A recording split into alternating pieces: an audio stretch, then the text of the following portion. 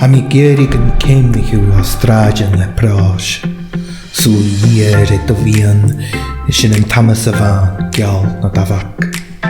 Ha mi gérig an céimniú á stráidean sláin, gan héime cáit ar as go leichen bagarach.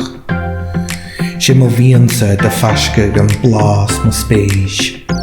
Spéis inachal túir pink na goram ach túir áir a bhain, prísel háast ach go hársachat go fiolaí san asci.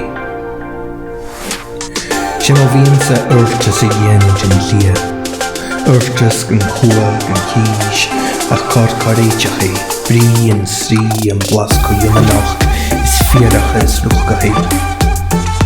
Ha mi gérig an clach gan sil inan do roa, gan tuice gan deachgrí an gach líte is fuaima.